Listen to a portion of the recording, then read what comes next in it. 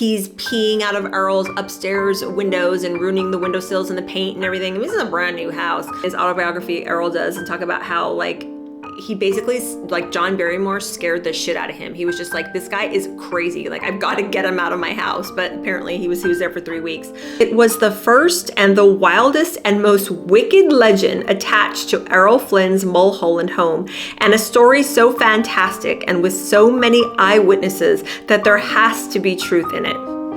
As late as December 1982, Orson Welles was regaling Johnny Carson with this tale on The Tonight Show, a tale that goes like this. Hello everyone and welcome back to the channel. My name is Jennifer. I am so happy to have you here on episode 6 of Errol Flynn Slept Here. Today we're going to get into chapter 4. It's called Flying the Jolly Roger. And if you have not caught up on all the past episodes in my Errol Flynn series, I will link everything in the description down below for you.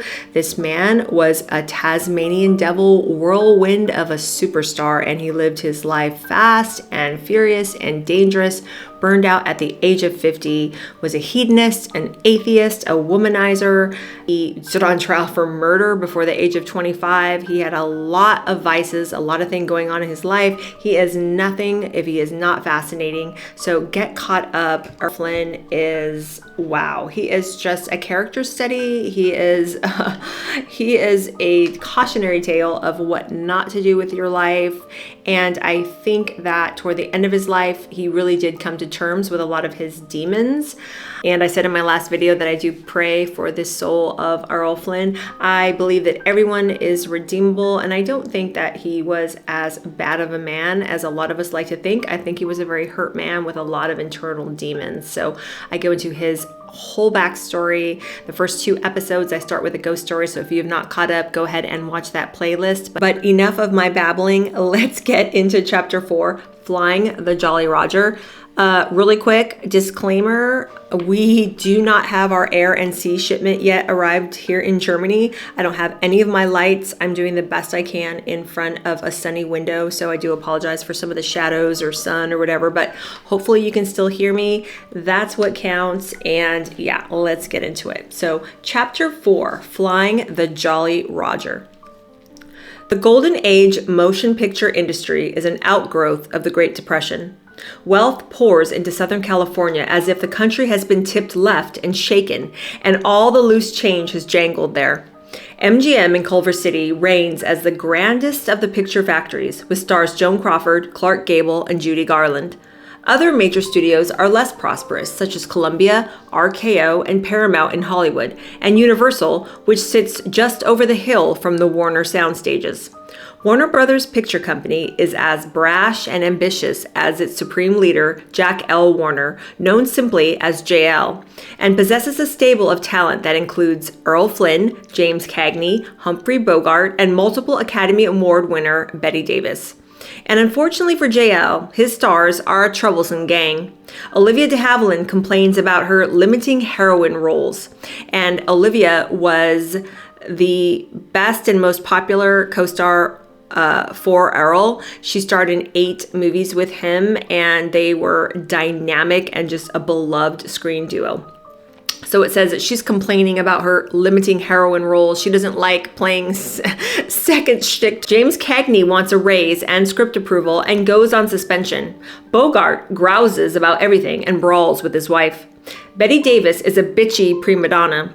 And Flynn is a goddamn reckless fool. JL never knows if his swashbuckler is going to fall off a boat or catch another dose of the clap. And yes, Errol was a notorious womanizer in what now is known as Tinseltown. Bed hopping is rampant, and one-upmanship is supreme. Who has the biggest car, the finest clothes, the best-looking mate, and the choicest home? Movie stars live in palatial mansions in Brentwood, Beverly Hills, or Bel Air. Or along Mulholland Drive, high atop the Hollywood Hills, Falcon's Lair, Pickfair, the House of the Two Gables, and from these lofty perches the stars swoop down to a variety of nightclubs clustered about Sunset Boulevard, most notably the Sunset Strip. The stately Trocerdo is the hub of strip activity. Nearby is Flynn's favorite, the elegant Club Mocambo. and that's where the Star had downed gossip columnist Jimmy Fiddler with one swing in September 1941 for writing unkind remarks about Flynn after the death of his sidekick, the Schnauzer Arno. In this incident, Fiddler's comely wife Bobby had grabbed the nearest weapon, a salad fork, and famously and bloodily stabbed Flynn in the ear. But such are the rawest times that all become friends and laugh about it later. Okay. You're going to stab somebody in the ear with a salad fork, and you're getting in a fight over your dead dog, and just, another day on the Sunset Strip, y'all. Flynn has a hand in other Hollywood night spots. He is one of many celebrity backers. Others include Fiddler, Bob Hope, Bing Crosby, and Fred McMurray of the Pirates Den on North La Brea Avenue in Hollywood, a riotous nightclub that flies the Jolly Roger. So he's an owner with a lot of these other celebs, and this place is called the Pirates Den on North La Brea Avenue. The wait staff abduct female patrons and perform movie-style stunts in full pirate costume. It perfectly suits Errol Flynn. Other haunts of the Star with the wicked ways include Romanoff's on Rodeo Drive in Beverly Hills and Earl Carroll's on Sunset Boulevard near Vine Street, where he routinely has his eyes and hands on the endless parade of showgirls. Flynn continues to play unabated while his work is plagued by health problems. On location for They Died with Their Boots On, Flynn claims smoke inhalation and he misses 11 days of work, incurring a $1,599 hospital bill, which he sends to the studio for payment. This incident leads to a number of later medical complaints that Flynn will tie to this first illness, which he is always quick to point out that he had contracted in the line of duty. Soon thereafter, he refuses to report for his next picture, Forest Landing, which was later remade to Desperate Journey, and he starred with Ann Sheridan in that one, because of a sinus infection. The same month, he is suspended for 4 days for his conduct, but later charmed studio production manager T.C. Tenney Wright into paying the docked salary. Oh, Errol could just sweet talk himself into anything, couldn't he? And he was also notorious, I talked about this in another video, where he would negotiate payment on projects and movies that he hadn't even begun to film yet. He was really trying to fund Mulholland House and Mulholland Farm, and he really lived a hedonistic and expensive lifestyle. So yeah, somehow, some way, he would charm the studio into giving him money for a movie that he hadn't filmed yet. I mean, jeez. Just as Flynn is moving into his new home, the Japanese bomb Pearl Harbor, sobering up the film community. 6 weeks later, Hollywood is stunned when the first star dies in the war. Vivacious Carole Lombard goes down with her plane as she returns to California from a war bond tour in Indiana. Lombard's husband, Clark Gable, and pilot Jimmy Stewart lead a long line of matinee idols who enlist in the armed forces. Bright and early on a Monday morning, February 2nd, 1942, Buster Wiles drives Flynn to the Selective Service Board, and both take their physical exams for military service. Buster Wiles was a stuntman whom Flynn befriended on his first movie for Warner Brothers called Captain Blood, and they remained friends for over 20 years. And Buster was this rough and tumble Tennessee drawling guy, and they got along fantastic because they both loved the fast life. So it says he's turned down. Flynn is turned down by the Army due to a heart murmur and a second diagnosis that takes him by surprise, tuberculosis. Just 3 days later, Warner Brothers files an occupational deferment form, making it clear that their highly bankable star Flynn must not be taken away. Question 7 asks for an accurate and full description of his duties. A Warner Brothers representative states, quote, "Registrant is a highly skilled motion picture actor whose services are unique and whose duties consist of portraying roles assigned to him in connection with numerous motion pictures produced by his employer," end quote. That's a long way of saying he's a really famous movie star and we make a lot of money for him, so you can't draft him or he can't serve. So the Warner Brothers representative is writing this to, I guess, the different draft boards or, military boards, just as he's trying to serve. And it says he makes repeated attempts to be accepted into military service only to be turned down because of his heart, tuberculosis, and recurrent malaria. It seems that Warner Brothers is working behind the scenes to protect its interests. Well, I really think that even if Warner Brothers hadn't have been doing all that.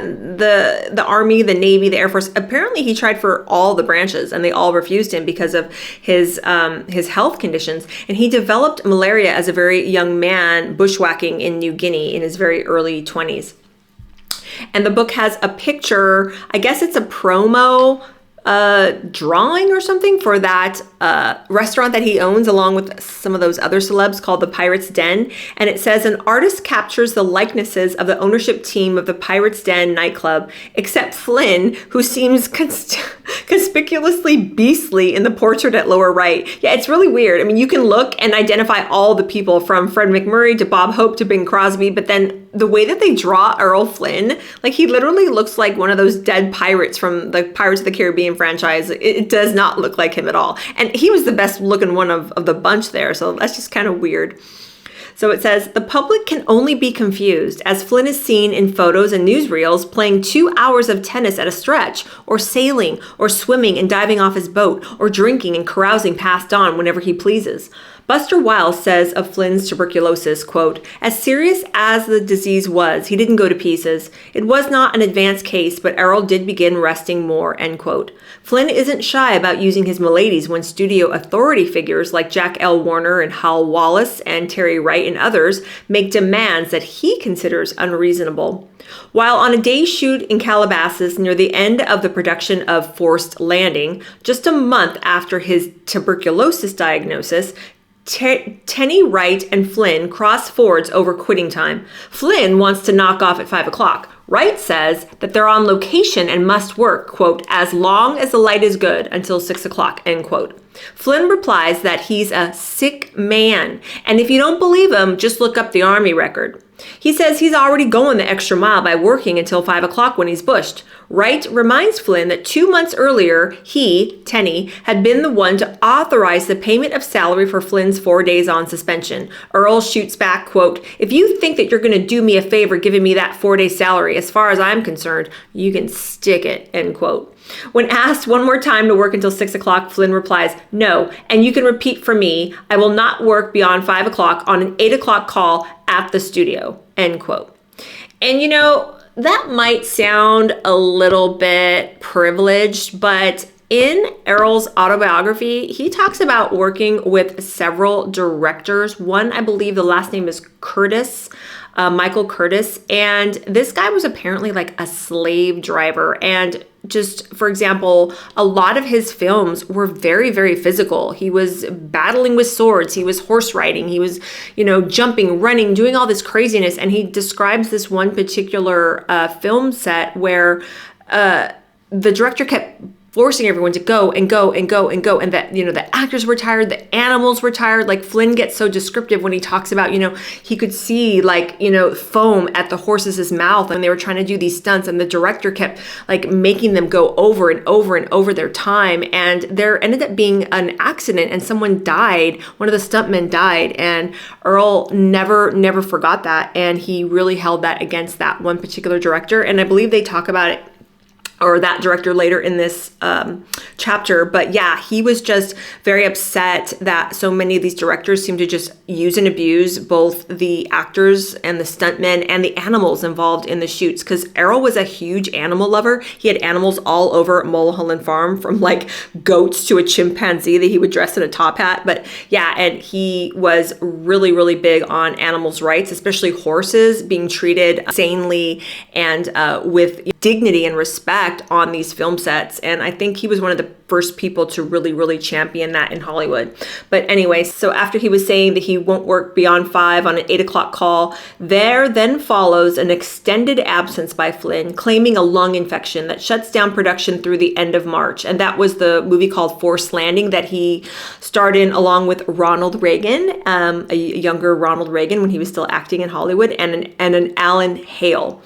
So it says, perhaps these episodes are Flynn's way, consciously or unconsciously, of wresting control from those authority figures attempting to control and oppress him. Perhaps he is suffering from a bout of depression induced by his 4F draft designation. Evidence indicates that he did suffer from incapacitating depression that locked him into Mulholland for days or weeks on end.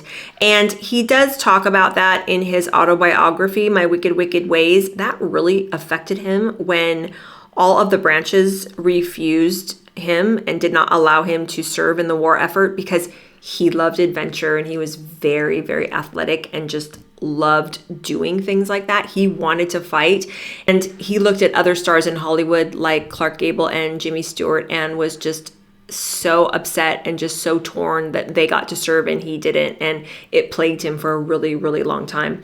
And there's a picture in the chapter showing Errol Flynn, Ronald Reagan, and Alan Hale, and they are playing Allied flyers down behind enemy lines, hiding out in Goring's railroad car in a scene from Forced Landing, which was later retitled Desperate Journey. Despite the kinship that he felt with Reagan and longtime pal Hale, this was not a happy production for him due to ill health and discontent. So this was around the time when he was really, really lamenting the fact that he could not serve in World War II. Okay. Flynn's last love, Beverly Adland, will tell the British tabloid The Daily Sketch after his death, quote, "He was a complex and introspective man, given to great outbursts of drinking and high living, then reverting suddenly to long, quiet periods of depression and despair. This wasn't a tendency Flynn acquires late in life. Depression is his companion all along the way from childhood. However, there is a distraction in 1942, a house guest. John Barrymore stumbles into Mulholland one night and stays there 3 weeks. Now, John Barrymore was one of the first movie stars ever. He is the great-grandfather of Drew Barrymore. And he himself also lived a very hedonistic lifestyle. He was a very good actor, apparently. He did Shakespeare and all that kind of stuff. But he was probably even more wild and wicked than Errol, and I believe he died of alcoholism and liver failure, but this will go into when John was staying with Errol in the last phase of his life when he was really, really sick. His liver was diseased and he was basically a chronic alcoholic. But it says, so he stumbled into Mulholland one night and he stayed 3 weeks with Errol. And his nickname was called The Great Profile. And I'll put a picture in here so you can see of him in his heyday when he was young in the 20s, starring in Hollywood. And he had a very, very, Roman nose. They call it the Roman nose, like that very distinct, sharp profile. So it says, the liver of the Great Profile is about to shut down and his mind is going. So this is when he's staying with Errol. He camps in the aqua bedroom upstairs above the garage, and whether out of delirium or contempt for humanity, he finds it reasonable to urinate out the window rather than walk into the bathroom located just on the other side of his bed. Lord help us. Flynn complains loudly to Barrymore, and to no avail. With brand new windowsills stressed by urine, Flynn is stressed as well, and he says, "My work about now was really going to hell," which also may account for some of the call-offs during production of Forced Landing. Living with Barrymore should have been a cautionary experience for Flynn, but apparently he doesn't see it or chooses not to dwell on the similarities between himself and a young Barrymore and where a life of reckless hedonism might lead. Instead, he moves on, full speed ahead in his self-absorbed world, making pictures that are moneymakers, forcing the studio to endure real and imagined illnesses, known to some as Flynanigans, like shenanigans, but Flynanigans. Okay. In May, Flynn is making a new movie, Gentleman Jim Corbett, later shortened to Gentleman Jim, and negotiating with Warner's for a new 9-picture, 7-year contract that creates Flynn's own paper company called Thompson Productions. The studio has just negotiated such a contract with Bette Davis. In effect, Flynn gets some creative control, but not final authority in 3 of the Warner pictures to be made out of 9 in the contract. By this time, he's earning $90,000 per picture, paid out at the rate of $6,000 per week, and he needs every penny of it for life in his new home and on the road. Now, that is an astronomical amount of money in those days. Crazy, crazy, crazy amount. Before we go on, I'm going to go back a little bit into the chapter because there's a little sidebar story about the actor John Barrymore. And so we just heard about how, he's crazy, he's delirious, he's in the last stages of his life, he's an alcoholic, he's got liver failure, he's peeing out of Errol's upstairs windows and ruining the windowsills and the paint and everything. I mean, this is a brand new house. But, and he does talk about it in his autobiography, Errol does, and talk about how, like, he basically, like, John Barrymore scared the shit out of him. He was just like, this guy is crazy. Like, I've got to get him out of my house. But apparently he was there for 3 weeks. Now, this story is after John Barrymore's passing, and it's that little sidebar story. And I'm going to read it to you. Let me know what you think about this one. It's called Stiff. And it's got a picture of John Barrymore in his later years. And it says, "It was the first and the wildest and most wicked legend attached to Errol Flynn's Mulholland home. And a story so fantastic and with so many eyewitnesses that there has to be truth in it. As late as December 1982, Orson Welles was regaling Johnny Carson with this tale on The Tonight Show, a tale that goes like this." Okay, listen to this. This is so crazy. Errol Flynn loved John Barrymore like a wayward uncle, and in the last year of his life, the great profile lived in the aqua bedroom for what Flynn called the most, quote, frightening 3 weeks I had since I was in the New Guinea jungle, end quote. Yeah, the New Guinea jungle where he got shot at and had to shoot back in retaliation and then stood on trial for murder. And he was literally on these barges going down this mosquito-laden, malaria-filled jungle, headhunters on their tail, like straight up headhunters back in the day was still going on in the 20s when Errol was down in New Guinea. So that's saying something. So it's saying they led similar lives, Barrymore and Flynn, from sailing yachts to quoting the classics, from constant drinking to rampant womanizing, from behavior that was intended to shock to referring to friends and lovers by pet names.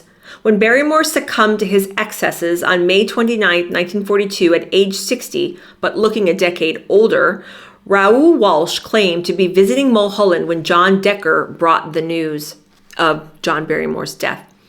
According to Flynn in his autobiography and Walsh in his, the one-eyed director and some drunken friends stole Barrymore's body from Pierce Brothers Mortuary on Sunset Boulevard, located 15 minutes from Mulholland Farm, and they took his corpse for a drive.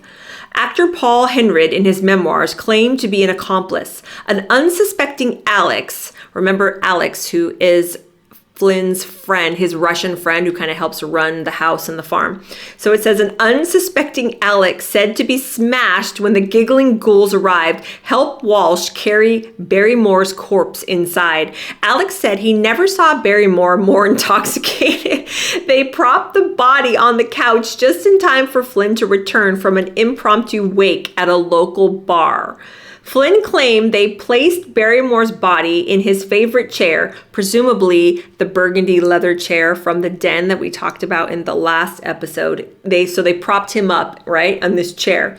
And Walsh said he and Alex propped it up on the sofa. So I guess they're saying it was the sofa, where Flynn says it's the chair. So anyway, it's saying, Flynn said, the lights went on, and my God, I stared into the face of Barrymore. His eyes were closed. He looked puffed, white, bloodless. They hadn't embalmed him yet. Flynn let out a piercing scream, said Walsh, and he ran out of the house. I went to the doorway and saw Earl standing behind a big oleander bush. When he saw me, he yelled, "Get him out of the house, you crazy Irish bastard, before I have a heart attack."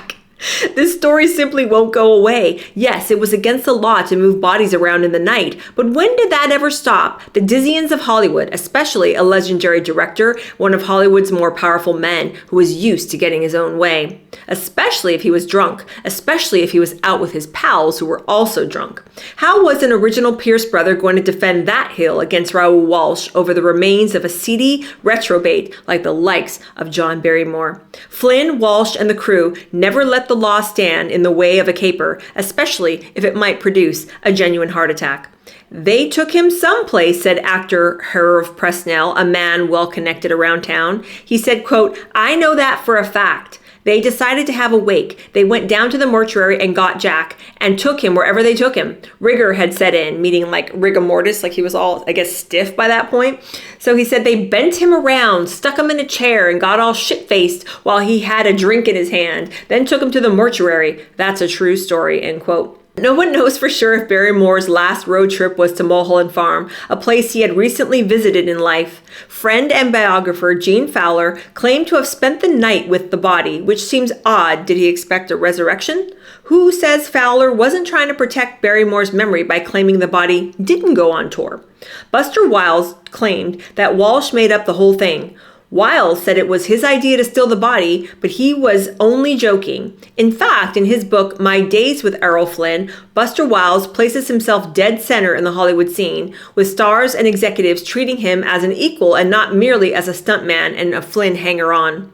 In other words, Buster Wiles is not always the most credible source. So Buster Wiles is saying that it didn't happen, but director and Errol himself says it all happened, and they wrote about it in their respective autobiographies. Knowing these guys, their disregard for authority, and their Olympic drinking, and then it says, see Chapter 8 coming up regarding a mountain of vodka bottles found in the ravine behind Flynn's den in 1959. The Barrymore body snatching probably happened just the way Flynn, Walsh, Paul Henrid, and Orson Welles said it did. I mean, are you serious? What debauchery. I mean, how completely crazed and disrespectful do you have to be stealing a body from a mortuary that is stiff and not even embalmed yet, and then just to get away with it and think it's just some big freaking haha funny story? I mean, these people were depraved. Back then it was just another day at Mulholland Farm. Okay, yeah, so we talked about how Flynn negotiated that new contract with Warner Brothers. He's earning $90,000 per picture at a rate of $6,000 per week, and he needs every penny to pay for his farm, his house, and his lifestyle. So it says, the new contract is signed in October 1942, a chaotic month in a chaotic year. The German army is near Stalingrad. Rommel and Montgomery are slugging it out in a place called El Edmine. American and Japanese aircraft carriers fight a running battle across vast stretches of the Pacific. In the U.S., the war machine kicks into high gear and now stamps out bombers and tanks and rifles and machine guns and bullets. On Mulholland Drive, Flynn is still dating Mary Ann Hyde, who has been taking dictation on his South Pacific to Hollywood adventure novel called Charlie Bowtie. She's the one that he recruited at 18 years old out of Beverly Hills High School to be his live-in girlfriend and secretary. And she was living with him at the time that he met his second wife, Nora Eddington, but we haven't gotten to her yet.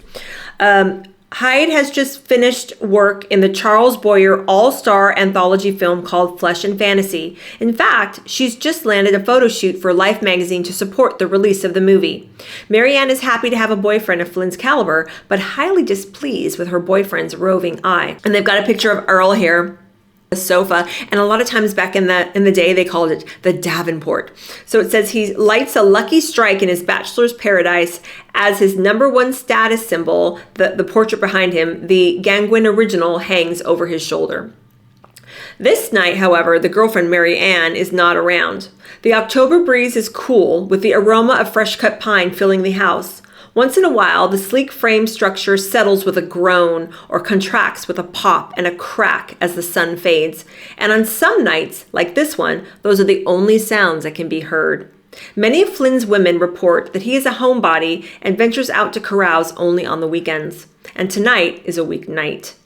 He has spent the entire day working on his war picture called Edge of Darkness and now rests in solitude until the chime of the doorbell. Alex approaches Flynn to report that 2 Los Angeles police detectives want a word with him, and they are flashing badges and official papers. Flynn meets them in the living room, and it doesn't take a lot of imagination to create long shadows in that endless expanse of glass and pine. A stark black and white scene, cops grilling Errol Flynn about his recent activities. And this is going to be the beginnings of the rape trial. The fearless Flynn starts out glib, but sobers up fast. Sweat would bead on any guy's forehead upon hearing the word rape from plainclothes detectives. Flynn can't quite believe it. The cops want to know if he had been preying upon juvenile girls at a party some weeks earlier. Do you know a girl named Betty Hansen, they ask him. He knows lots of girls, lots and lots of girls. He has preyed upon them, and they have preyed upon him. But Betty Hansen, the name doesn't conjure up a face. They ask him to accompany them downtown to Juvenile Hall. Flynn reaches for the phone and calls his lawyer, Robert Ford. Then he grabs his jacket and hat, steps out the door by the pool, and walks with the two cops along the glass dining room doors, around the corner, past his garage, to the car parked in the drive beyond, and out into the night. It's not every day that detectives find themselves in a car with a movie star who has played Robin Hood and General Custer, a matinee idol on intimate terms with the likes of Olivia de Havilland and Anne Sheridan. But how talkative can the actor be? It is one of those life flashing before the eyes moments. Sitting in the cop car, thinking about being a movie star, making all that dough, and the house and the yacht and fame and adoration. It's been a good life these past 7 years, but will it all go away? Warner's is spending millions on his movies like Gentleman Jim, a surefire hit ready for release for Christmas in just 2 months' time. What the hell will J.L. Warner say when he hears about this? The press will grab it and run. Columnists Flynn have never met are always willing to take pot shots at him. And for what? For no other reason than the fact that he is Errol Flynn and they are not. It is a night that starts out like any other at Mulholland Farm. But an hour later, as the car winds down Mulholland toward Cahuenga, it becomes a night that would, for Errol Flynn, never really end at all. And that is really true. He sometimes talks about his life pre-rape trial and after rape trial. If you look at Errol after his face, after the trial, it literally looks like in the span of a few months, he looks 10 years older. It's crazy. The amount of stress that he went through. I mean, and rightly so. I mean, you live your life like that, stuff's going to catch up. So there is a picture in the chapter thus far of the movie The Edge of Darkness, and he's starring with Anne Sheridan, and it says, "Art imitates life. In mere weeks, Flynn will be shocked to find detectives at the door of Mulholland asking him about statutory rape. But in September 1942, Flynn toils at Warner Brothers in Edge of Darkness, his finest dramatic performance of the war years. Here, the character portrayed by Anne Sheridan has just been raped by a German soldier, setting off a fight to the finish between villagers and Nazis." And this part in the chapter is talking about Errol's acting chops, his abilities as an actor. And it says, "Errol Flynn, actor. Viewed in retrospect, Errol Flynn could act. Many didn't think so in his day, including such luminaries as Betty Davis, who compared Flynn to the gold standard of the time, Laurence Olivier and Paul Muni. She found him an embarrassment to the silver screen." And I talk about that, I think, in episode 3, I want to say. She just was not having any of Errol Flynn. Betty Davis was, by all accounts, a real pistol, and she just would not allow herself to be charmed by Earl. She didn't want him cast in the Shakespearean drama that they were in together. The name of it escapes me right now, but she famously slapped him and slapped him hard in a couple of takes for the movie, just kind of going above and beyond just to kind of one-up him. And he even says in his autobiography that after she slapped him, I mean, and she like practically decked him, that he went to her dressing room to confront her, but he felt that he was just so timid in her presence. She really was overbearing to him, and he kind of went with some type of explanation as, why would you hit me that hard? We're just acting, like I don't get this. And she basically told him to F off. And he says he left her dressing room and was so distraught that he promptly just went back to his dressing room and threw up. Like he couldn't handle it. So yeah, he's used to being almost like a snake charmer when it comes to women, but she wasn't having any of it. So she really didn't like him at all. So it's saying, in retrospect, the MO, the modus operandi of Sir Laurence Olivier and Muni was to deliver stage performances before the unblinking eye of the camera. And we talked about this, how stage acting is completely different from the intimacy of a movie camera. Flynn learned to play shadings of himself and remain careful not to stretch beyond his range, taking few chances in the early years. Said Vivica Linfors, herself an intense professional and legendary acting teacher, quote, "He was a brilliant actor, a genius, and didn't know it. He paid no attention to his talent," end quote. Maureen O'Hara, who co-starred with Flynn in the movie Against All Flags, said, quote, "I enjoyed working with Errol because he was a pro. He always came to work prepared. He rehearsed hard and he knew his lines, something I greatly respect in an actor," end quote. Basil Rathbone said of Flynn, quote, "He had talent, but how much, we shall never know. There were flashes of this talent in all the 3 pictures we made together," end quote. Flynn began to emerge not under the direction of the autocratic Michael Curtis, the director I was telling you about before, but with directors he trusted like Frank Barrage in Green Light and William Diratel in Another Dawn. In general, he would work hard for directors that he respected. Edmund Goulding drew from Flynn the best performance of his career in the movie The Dawn Patrol. Flynn's considerable talent can be viewed in Elizabeth and Essex. That's the one he made with Bette Davis, where she played Queen Elizabeth I. When he turned in a credible performance under the direction of his least favorite director, Curtis, and his least favorite leading lady, Davis, with the eyes of the studio fixed firmly on him. So yeah, I'm sure that was pressure, considering that was the director that he really, really disliked working with and the actress that he most disliked working with. So that's, yeah, I could imagine that was probably a nail biter. Flynn's salad days as an actor, such as they were, occurred during the Mulholland years, with Louis Milestone in Edge of Darkness and Raoul Walsh in They Died with Their Boots On, Northern Pursuit, Uncertain Glory, and Objective Burma. Then the malaise set in and lasted for 5 straight Warner Brothers pictures. He turned in stronger and more sober work for MGM, but by then his opportunities to perform were waning. Greer Garson felt that if Flynn hadn't died so young, he would probably have emerged as the serious actor he longed to be. But the truth is that when he made his Hollywood comeback, playing a series of derelicts in the movie The Sun Also Rises, The Roots of Heaven, and Too Much Too Soon, which was actually him playing the late John Barrymore, the one who stayed with him and they supposedly were messing around with the body. So he's playing the alcoholic actor John Barrymore in that movie. That was called Too Much Too Soon. So it's saying, so he's playing this series of derelicts drunks, and a lot of people were saying that's why he was so good in those late movies of his career, the last ones of his career, because he was essentially playing himself.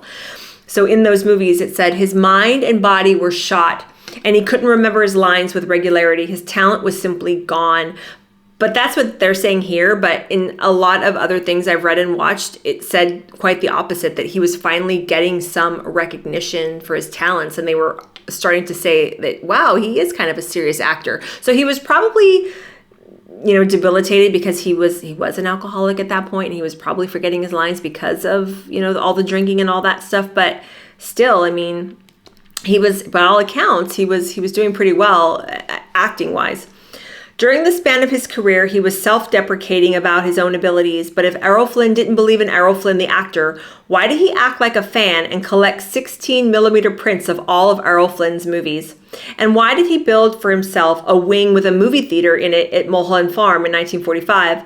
In his last interview, a week before his death, he was asked if he watched his old films, and he nonchalantly replied, "No, I don't often look at them." His girlfriend, Beverly Adeland, at the time interjected, saying, quote, "Oh, yes, you do. And I've heard you say, I used to be good looking in those days." Yeah, sounds like Errol. Kirk Douglas started his career at Warner Brothers during the later Flynn years and summed up Errol Flynn's talent this way. He said, quote, "Some people didn't consider him much of an actor, but I did. I think he had great personal style that you don't see anymore. There were very few actors who could carry off Robin Hood the way he did," end quote. And then there's a picture of Errol starring in The Dawn Patrol, and it's him talking to the director Edmund Goulding, and he managed to coax from Errol his best performance of all in The Dawn Patrol. Here, Flynn shows a tense moment with Basil Rathbone. And then the last picture of chapter 4 shows Errol looking tense in the courtroom with his lawyer, Jerry Gessler, and it says, Errol Flynn's mouthpiece, Jerry Gessler, interviews prospective jurors as his client looks on, the soul of youthful innocence, on the first day of the rape trial in Los Angeles court, January 11th, 1943. And I want you to take a good look at Errol's face in this particular picture that is at jury selection, right, for this rape trial that he had to undergo in 1943. And this is what I believe, in all the pictures that I've been looking at of Errol and in all my research I do for this series, this to me is the last of what the author just said of his youthful innocence.